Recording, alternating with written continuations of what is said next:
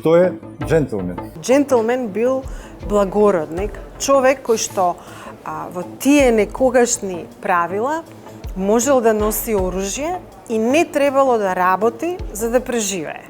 Джентлмен е човек кој ужива во убавите работи. Работи кои не се поврзани со материјалното. Човек од кој што може многу да се научи.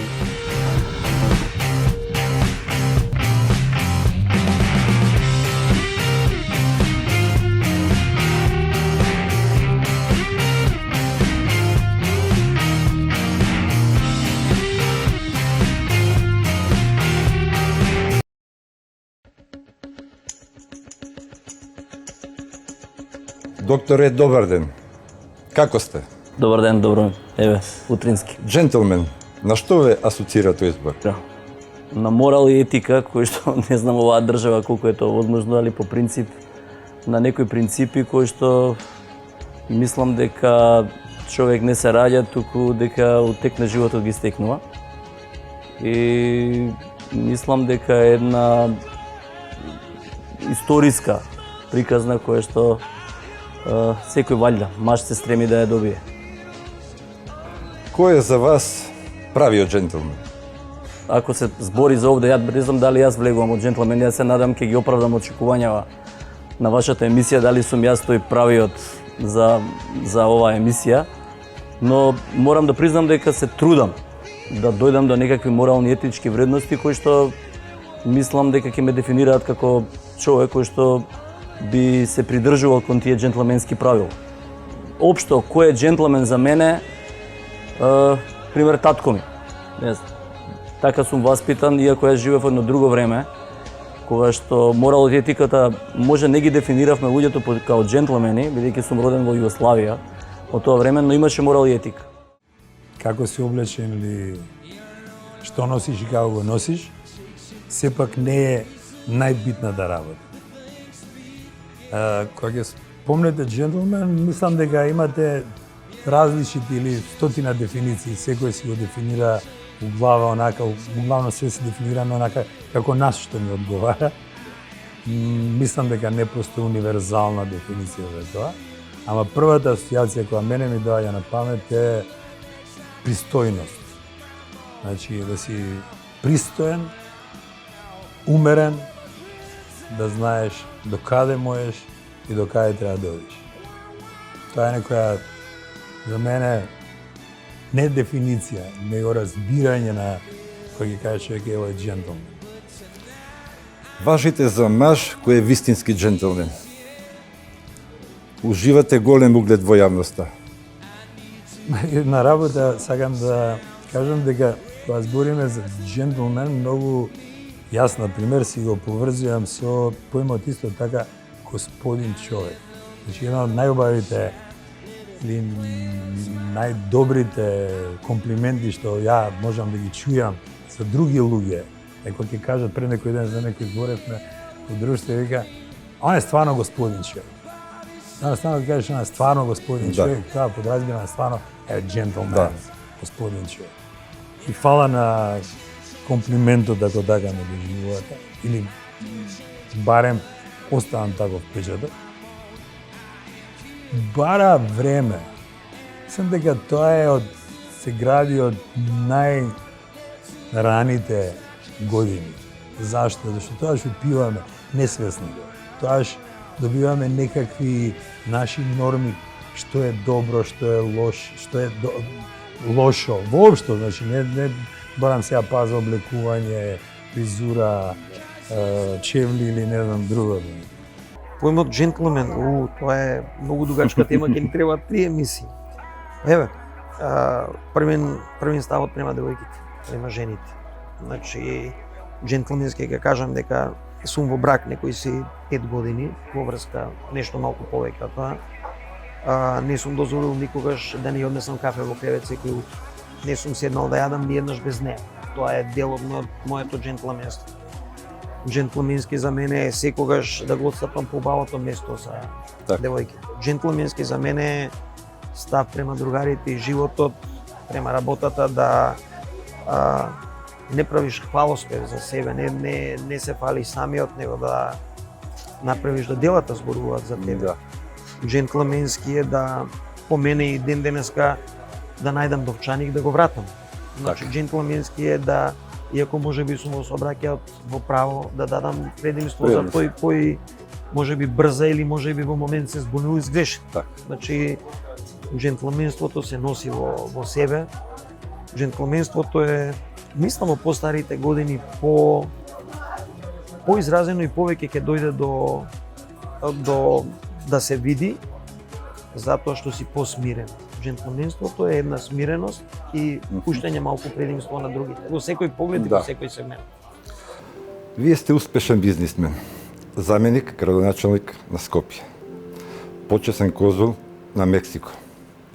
Во животот сте имале многу успеси, но и падови. На што се должи вашиот успех? Како успевате да бидете успешни на сите полиња? Патот до успехот за мене уопште не беше лесен.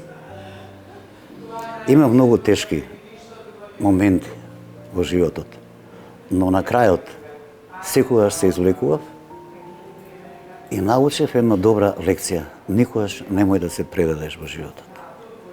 Секој пат треба да те направи почврст.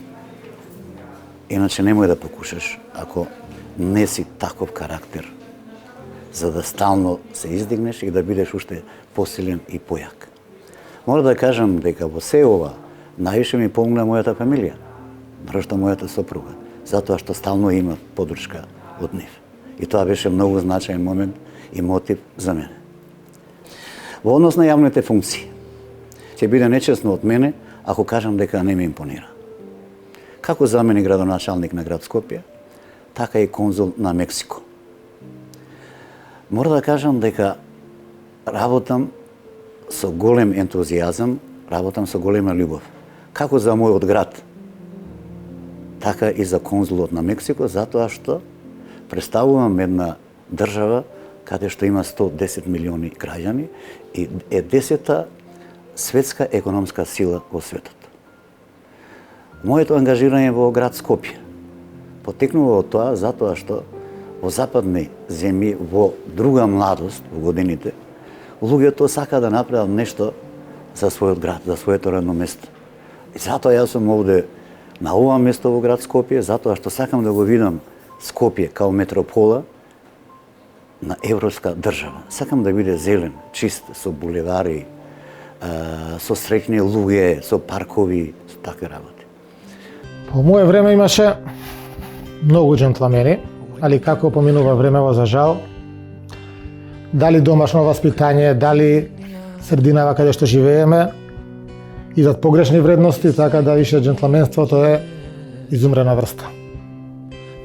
Што представува за вас джентлмен? Джентлменот по мене е едно домашно васпитање, едно васпитување од околината, но гледајќи го брзиот живот, немањено на време на родителиве, да посветат за децата. Мислам дека со пари све се решава, но како што гледаме низ град, скупи джипови поминуваат на црвено, глума джентлмени. Значи джентлменот е начин на живот, едно поштовање, една добрина на луѓе, помагање на околу себе.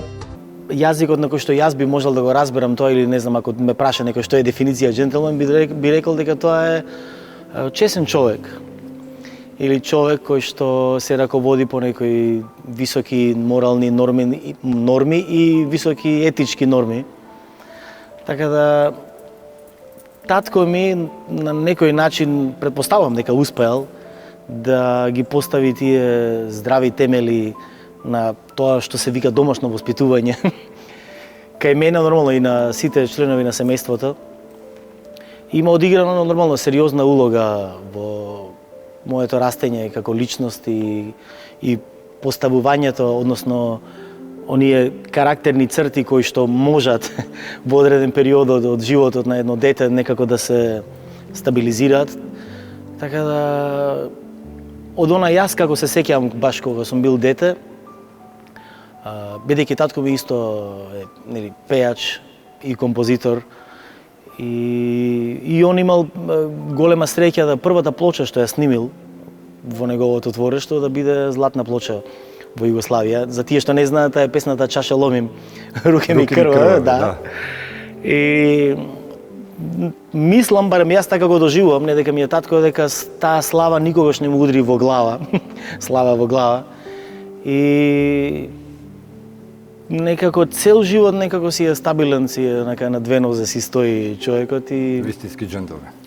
баш на некој начин неговото однесување и неговата нормалност или реалност некако ми беше и мене репер да бар ја да се потрудам да продолжам во тој правец на да бидам ја джентлмен на некој начин или бар да се носам со тие некои морални и етички стандарди на да кажам нормално какво и што е да значи тоа нормално однесување.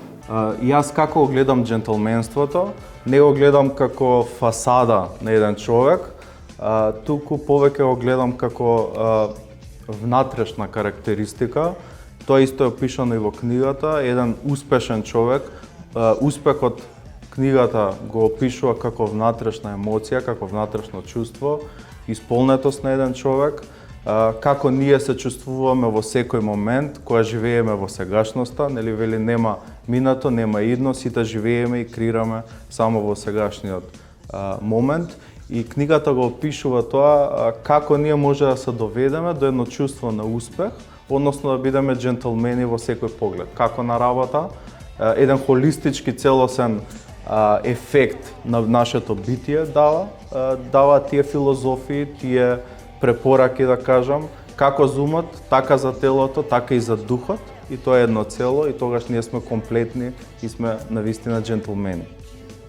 Паметам да ви кажам, во времето кога работев во Варшава, продававме кокс, ливерски кокс за една шпанска фирма која е за нивните ливници.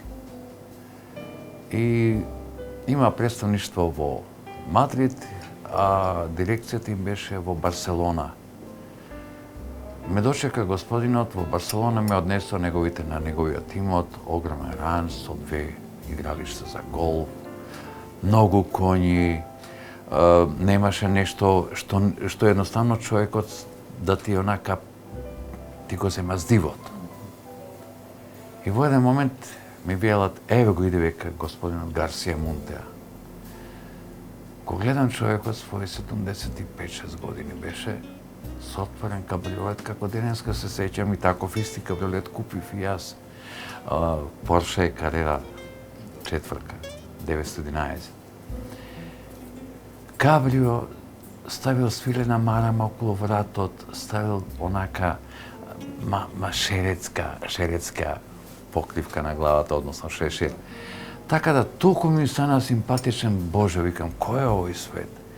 И тогаш ја сватив суштината дека во животот мораме да работиме, не само да заобстоиме, не само да ги покриеме своите основни потреби, туку да го вклучиме и дел од хедонизмот во себе. И тоа сметам дека е правилниот пат на секој поединец кој што сака да биде и привлечен, и пристапен, и на крај треба да ствара околу себе една позитивна енергија.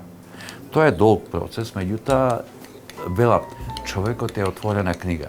Ние велиме дека само бебињата се бела книга во кој што учат. Јас велам дека во нашите мали мозоци на луѓето секој пат останува, доколку имаме желба, мало делче уште не напишан сегмент од нашето живење кој што треба да го доучиме. Значи, битката за постојано надоградување на личноста е основното мото во кој што мора сите да го држиме. Джентлмен магазин се роди како идеја на еден претходен проект кој што веќе го работиме повеќе од 5 години. Тоа е специализираниот портал за мажи Friday, кој што од пред неодамна се ребрандираше во gentlemanmagazine.mk. Преку тој портал и преку постојано креиравме новости, постојано креиравме теми, различни артикли кои што Нови беа идеи за имате постојано на облекување, како треба мажите да Така, имавме офатено еден широк спектар на теми поврзани со машкиот свет. Дали е тоа мода, дали е тоа автомобили, дали е технологија, начин облекување, лајфстайл, квалитетен пијалог, теми од типот на што представува еден джентлмен, што треба да поседува еден маж во ова денешно модерно време и така натака, да не ги набројувам сите. И преку сите тие теми ти доаѓаат понекогаш и спонтано, понекогаш и случајно некои нови идеи, некои нови замисли кои што човек сака да ги реализира. Джентлмен во минатото бил маж кој што припаѓал на одреден сталеж во општеството. Значи, джентлмен бил благородник, човек кој што во тие некогашни правила можел да носи оружје и не требало да работи за да преживее. Значи, благородниците живееле од имотите што ги имале и од титулите што ги наследувале и така натаму. Така што секогаш джентлмен бил човек кој што бил велам во тие побогатите благороднички слоеви. Сега тоа вклучувало и одредени квалитети кај мажот. Значи, тој не само што требало да биде и комуникативен и да знае јазици, да следи што се случува во светот, да умее да води дискусија во тие салони каде што се пушеле пури, се пиеле коњаци и така натаму. Требало да знае да се занимава со одредени спортови, танци, да има однос кон жените, кон мажите. Но тоа значење сега е веќе изгубено, затоа што кога ќе кажете дека некој е джентлмен, веднаш ви сугерира дека станува збор за маж кој што има манири, кој што е кавалер, претежно кон жените. Така. Кон дамите. Но тоа не треба да е така. Значи, еден маж треба да има однесување кон сите и кон самиот себе. И да има самодоверба, и да има морални вредности, и да е чесен, и искрен, и стабилен, и покрај овие вредности што ги спомнав, квалитети што ги спомнав, значи да е комуникативен, да е смирен, да умее да се справува со лутина. Во денешно време можеби не мора да знаете да јавате коњ за да бидете джентлмен или да носите кубура или така натаму, но треба да имате одредено однесување кон сите, кон себе си, кон средината. Значи, треба да ги знае правилата на бонтонот, да умее да цени, да го цени секој без разлика дали е на, да кажам, дали е предпоставен на повисоко ниво или човек кој што му е работник, кој што врз кој што тој треба да шефува и така натаму. Да се однесува секогаш и добро и кон постарите и кон дамите. Меѓутоа, кај мене е многу важно еден джентлмен да е смирен, да уме да се справи со лутината, да ги избегне тие моменти на избувнување, на грубост, на вулгарност и така натаму. Така што за мене тоа е една воздржаност, една насмевка, една позитива. Се разбира, тоа не значи дека еден джентлмен не може да се налути, меѓутоа и лутината треба да биде некако со некаков стил, да кажем. По моје време имаше многу джентлмени, али како поминува времево за жал, дали домашно васпитање, дали срединава каде што живееме, идат погрешни вредности, така да више джентлменството е изумрена врста. Джентлменот по мене е едно домашно васпитање, едно васпитување од околината, но гледајќи го брзиот живот, немањено на време на родителиве да посветат за децата, мислам дека со пари све се решава, но како што гледаме низ град, скупи джипови поминуваат на црвено, глума джентлмени. Значи джентлменот е начин на живот, едно поштовање, една добрина на луѓе, помагање на околу себе, едноставно добро васпитање.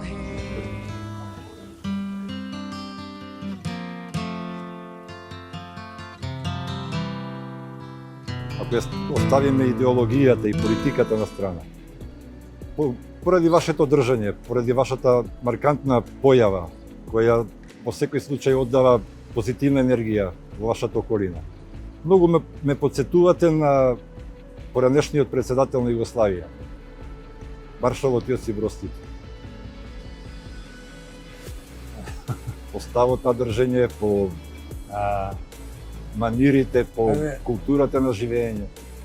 Прво морам да кажам дека сум непријатно, него најпријатно изненаден, бидејќи за мене тоа е едно од она ultimate комплименти што може човек да ги добие, да ги трнеме на страна, само да ме разберат.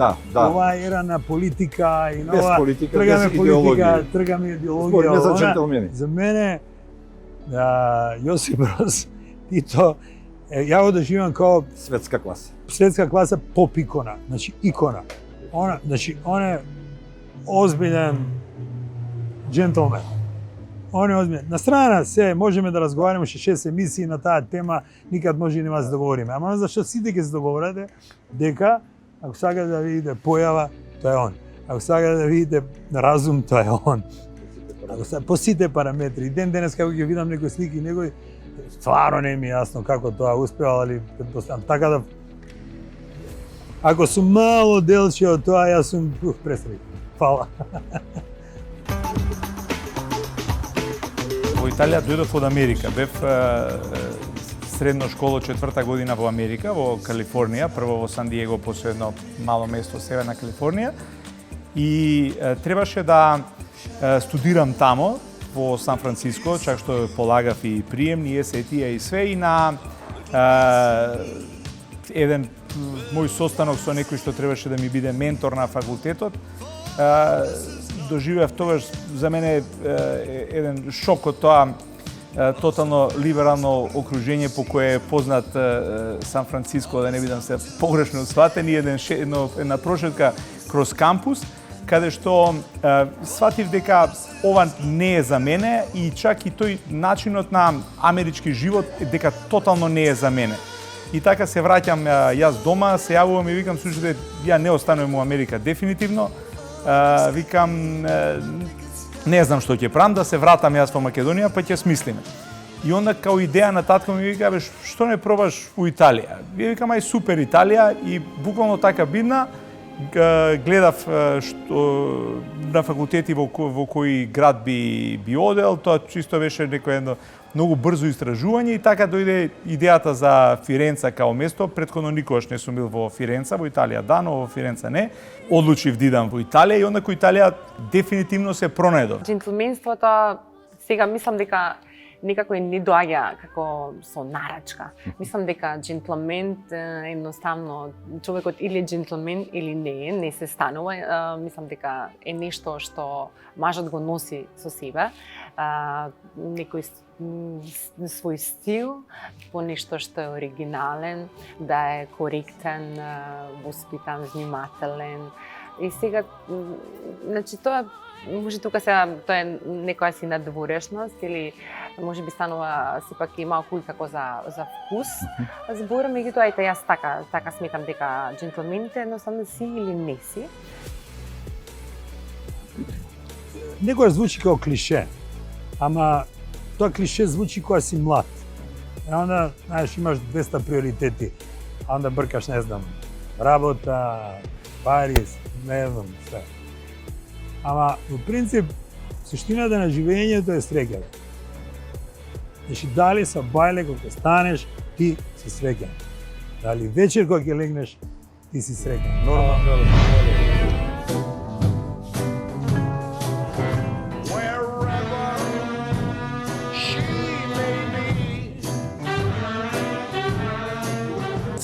Секој човек носел шешир, не е ова, туку мажи и жени носеле, сите носеле шешири. Гологлав, значи без шешир било срамота да се искочи на улица, на пазар, било каде, значи морало да се носи. Дали е кашкет, дали е шешир, дали е било што, морало да се носи. Ал Капоне, како шешир носел? Ал Капоне го имам шешира тука на Ал Капоне, ќе ви го покажам. Ова, он секогаш носи со бела машта. Масонеријата ја обвиваат многу мистерии поради неумење, неразбирање, нечитање на литература која што веќе е достапна денеска до јавноста, за да може да се запознае кои се основните функции, како функционира масонеријата. Имате вие во светот неколку видови на масонерии. Почнуваше ги од најконзервативната, тоа е големата ложа на Англија, во која што и ние, големата ложа на Македонија потпаѓа точно под, и светлото огнот, што велат, го донесе големата ложа Duke of Wales, го донесе огнот, голема ложа на Република Македонија. И тоа е најголемиот допринос што јас го почувствував како масон од моите браќа масони во Енглеска. Значи, сакам да кажам дека мистериите кои што владат се невистините. Масонеријата ништо повеќе не учи отколку да го дооформи човекот, да биде вистински човек и вистински граѓанин на едно цивилизирано општество. Јас во моето секојдневие, јас точно го практикувам масонеријата. Тоа да бидеш хуман, да човек разбереш кога е во неволја, да човек му помогнеш кога е во неволја, да човек секој пат најдеш разбирање за неговите постапки. Ако тоа го немаш инкорпорирано во себе, тогаш и заради тоа постаат масони и масони. Луѓето кои што длабоко во себе ги имаат инкорпорирано овие масонски барања, бидејќи вие не можете по желбата да бидете масон. Мора да ве изберат луѓе кои што ве посматрат прилично долг период, од 5 до 7, 8 години, го пратат вашиот животен пат, вашите сопки, вашите гарди работи, лоши, убави работи и објективно не може секој да биде масон. Дека тоа е од затворен тип, факт дека е од затворен тип организација, меѓутоа дека зломисли на поединецот и дека тука се работи за целата церемонија која што е внатре во масонеријата за некои жртви и тие работи, тоа се приказки за мали деца. Ве убедувам дека сето тоа е лага. За клучни работи, ако ништо друго, сметам дека жената има една многу силна интуиција и дека во тој поглед е многу добро мажот да се консултира со жена ако е во прашање, не знам, бизнис, пари, некоја одлука, и сметам дека е неопходно мислењето на жената, затоа што, ако ништо друго кажав, сметам дека имаат шесто чуло, дека имаат некоја врапче што им вика вака направи или онака направи, не дека се можеби попаметни од самиот бизнисмен или човек кој што треба нешто да реши, туку едноставно сметам дека женската интуиција никогаш не е за потценување. Најдобар менаџер за 2020 година во Македонија. Што за вас представува оваа награда? Да се биде најдобар во одредена категорија е задоволство. Да се биде најдобар во категорија каде што е самата професија, каде што конкуренцијата е огромна, е уште поголемо задоволство и голема чест. И јас во животот имам добиено доста награди и признанија, како во земјата, така и во странство, како во спортот, така и во бизнисот. Но морам да признам дека оваа награда е мојата најдрага награда што сум ја добил до сега. Најдрага поради тоа што е добиена од една еминентна куќа, како што е Gentleman Magazine, и награда што е избрана од страна на 25 члена жири од еминентни стручни лица. И второто, посебно ми е драго дека оваа награда е во година каде што всушност се соочивме со кризата на ковид во пандемијата и каде што исклучително беше тешко да се работи и да се остварат добри резултати. Представува една огромна сатисфакција и во оваа прилика се заблагодарувам на организаторите што токму мене ме избра да бидам маж на годината, но јас кажав и на самиот чин на доделување дека за да бидете избран треба позади вас да стојат успешен тим. Целиот тим, така да најзаслужни за оваа награда се фудбалерите со кои работа, мојот стручен штаб и сите асистенти кои се дел од репрезентацијата. И тука исто така морам да кажам дека најзаслужни е и моето семејство, сопругата Тања, моите дечиња Лука, Луна и Леа, кои безрезервно ме поддржуваа во се што работа. Животот е многу краток и во него треба да оствариме многу работи. Затоа, најглавно треба да имаме баланс во животот. Колку треба да бидеме или треба да имаме внимание према фамилијата, према работата и на крајот и према своите пријатели. Јас уживам во се она што го правам. Па поради тоа и доцна навечер и после толку исполнот ден се чувствувам полн со енергија. Ако ме прашувате, за мене и 24 часа се многу малку. Она што ми остави најголем впечаток како едни големи джентлмени во своето како и на спортскиот план, така и во приватниот план се луѓето од Португалија и Шпанија. Верувајте, едни луѓе кои што се релаксирани, кои што мислам дека дали е од околина да не знам, но мислам дека го живеат животот на еден убав начин. Секако тука се италијаните, кои што се луѓе кои што знаат да уживаат во својот живот и би ги ставил на едно високо ниво, значи луѓето од Шпанија, Португалија и Италија како едни вистински джентлмени во начинот на живот. Сакам да изразам огромна благодарност до магазинот Gentleman кој што ме удостои со оваа награда како маж на годината со посебен придонес во областа на културата. Област каде што и самиот сметам дека делувам или се трудам да делувам колку што можам повеќе или на поквалитетен начин.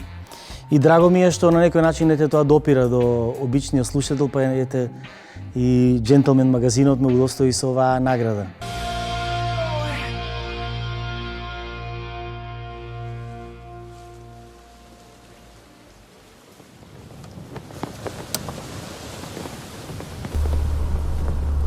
Tengo recuerdos, siento sueño, es ver de nuevo todo a mi alrededor.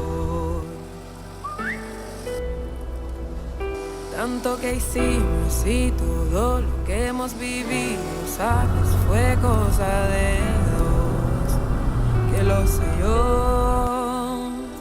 Todo lo que quiero eres tú. Хедонист за 2019 година избран од официјалниот избор за мажи кај нас. Габриел, што значи хедонизам? Хедонизмот често пати се толкува и е поврзан со луксузот. Меѓутоа не мора тоа да значи дека е така. Зошто? Затоа што сите луѓе што знаат да уживаат во животот се хедонисти. Дали уживаат во скапи работи или во некои скромни работи, а знаат да уживаат во нив, сепак се хедонисти. Вие можете да бидете хедонист, например, наутро да станете во 5, во 6, кога изгрева сонцето, да го гледате сонцето како изгрева, да си пиете едно убаво кафе и да уживате некои си 15-20 минути, пола час. Додека сум бил во Америка, бев малолетен. Уствено во Америка не постои ноќен живот за малолетни. Но после сега, кога сум одел Америка, има одличен ноќен живот. Кога за Америка, кога зборам, за мене е рецимо Нью Йорк, Америка. Мајами има одличен ноќен живот, но некако не е мој тип на град. Италија секако дека има одличен ноќен живот. Разликата е што јас живеев во Фиренца, кој во тој е малце по-конзервативен град, така да немаше некои луди журки како што има уствено во Милано. А Македонија мислам да имаше прекрасен ноќен живот, сега малце е замрен, но можеби па и јас сум замрен, па така го доживувам.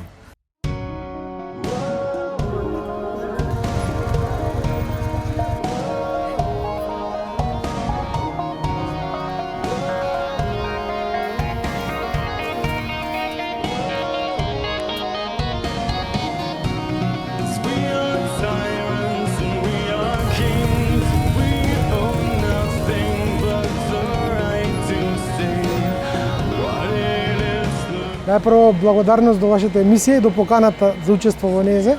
Јас сега ќе се облечам маската за да можеме подобро да се разбереме. Овака приказната за Gentleman's Ride годинава ја слави својот пет роден ден, своето пето издание. Почнавме 2016 поттикнати од глобалниот настан, кој што се, морам да напоменам, дека се одржува на исти ден во целиот свет. 100 држави, повеќе од 600 града. Секако и Скопје веќе 5-та година е дел од тоа глобално движење.